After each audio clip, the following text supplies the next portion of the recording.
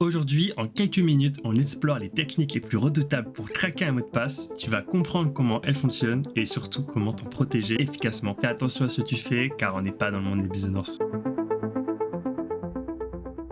D'abord, le brute force, c'est la méthode la plus basique. Tester toutes les combinaisons possibles jusqu'à tomber sur le bon mot de passe. Avec des outils comme Hashcat, John the Ripper, des GPU puissants ou même des botnets, cette méthode devient redoutable. Par exemple, un mot de passe de 8 lettres minuscules peut être craqué en 3 semaines, mais avec des majuscules, chiffres et symboles, ça peut prendre des siècles. Pour se protéger, il faut avoir un mot de passe long, au moins 12 à 15 caractères, avoir de la complexité, donc des symboles et des majuscules, et évidemment activer le MFA, authentification à 2 facteurs, et limiter les tentatives et rajouter un captcha. Ensuite, le password spraying et le credential stuffing. Le password spraying, c'est on teste un mot de passe courant, par exemple password 123 point d'exclamation sur plein de comptes différents. Le credential stuffing, c'est on réutilise des identifiants volés dans des fuites pour tenter de s'authentifier sur d'autres services. Ces attaques contournent les blocages classiques. Pour se protéger, il suffit d'avoir un mot de passe unique pour chaque service, bien évidemment le MFA obligatoire, et on vérifie les comptes sur haveibeenpwned.com. Ensuite, les dictionnaires et l'attaque masquée. L'attaque par dictionnaire, on utilise des listes de mots de passe issus de fuites réelles. Le masque attaque, c'est plus malin. L'attaquant applique des modèles, par exemple majuscules plus chiffres plus symboles,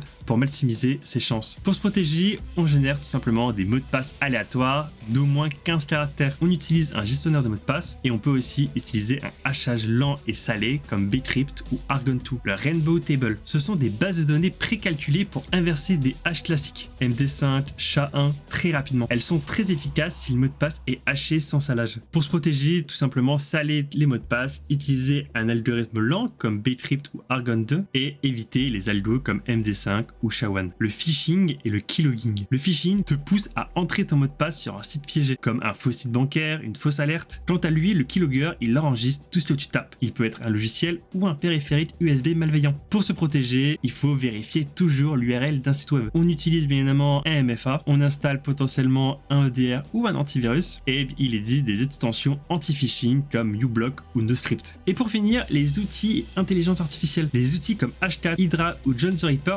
automatisent les attaques. L'IA est maintenant capable de prédire les mots de passe humains, nom, date, structure classique. Pour se protéger, soit on utilise un passkey, la biométrie ou un token physique. On peut aussi privilégier des passe-phrases longues et uniques et comme toujours une sécurité multicouche. Si on doit récapituler les bonnes pratiques, eh bien il faut avoir un mot de passe unique pour chaque service. Il doit être long et complexe. Il faut pour tous les services importants activer le MFA, le multiple facteur d'authentification. Tu peux aussi utiliser un gestionnaire de mots de passe ou installer des extensions pour être plus prudent. Like si tu as appris quelque chose, dis-moi en commentaire si tu aimerais apprendre d'autres et partage la vidéo.